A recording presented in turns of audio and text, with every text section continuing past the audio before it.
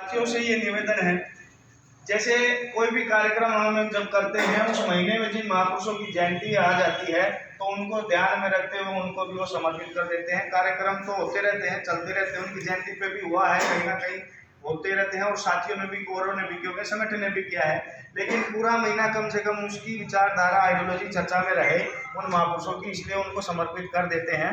तो साथियों, इस कार्यक्रम में जो विषय लगाया गया है वो मैं आपको बता देता हूँ। संविधान सभा द्वारा, भारतीय संविधान जो सभा थी उस सभा के द्वारा जो भारतीय संविधान का अंगीकृत जब किया गया, उसके मूल ढांचे का स्वरूप क्या है आपने उसमें देखा होगा। स्वरूप के बाद कोमा, और जो एडवोकेट साथी हैं वो कोमे की इंपॉर्टेंस समझते हैं। उसके बाद जो शुरू होता है उसमें वर्ड, वो है उसका उद्देश्य।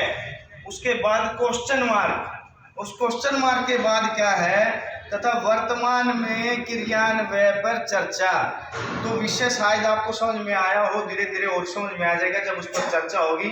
मैं सभी साथियों से, जो हमारे साथी बैठे हैं, और एक चीज़ और बता देता हूँ साथियों, हमें रैली तो अपनी होती नहीं, क्योंकि हम कोई राजनीतिक पार्टी नहीं है, गैर राजनीतिक सामाजिक संगठन है। तो सामाजिक जो संगठन होते हैं वो अपने दायरे में जितनी मेहनत कोशिश करते हैं उसके माध्यम से चर्चा और मीटिंग ये होनी चाहिए।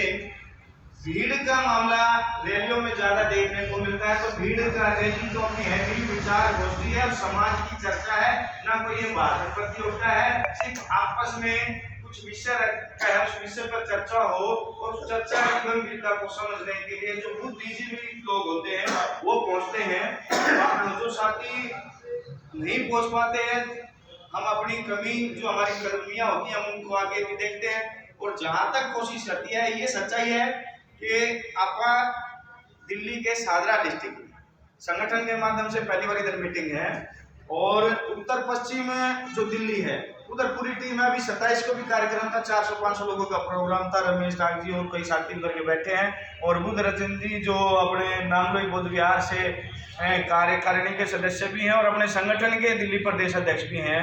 तो साथियों, यहाँ जो ये कार्यक्रम हो रहा है, तो हमें ये हिम्मत हारने की जरूरत नहीं है कि हम उस चीज़ के अंदर ये देखें कि भीड़ कितनी है, क्योंकि आपको शायद ये मालूम होगा कि पूरे देश की अगर कैबिनेट देखोगे तो बहुत कम लोगों की है जो पूरे देश को चलाती है। एक आपके एक सामने का एग्जाम्पल देता हूँ, उसके बाद इस सिस्टम को आगे चलाते हैं।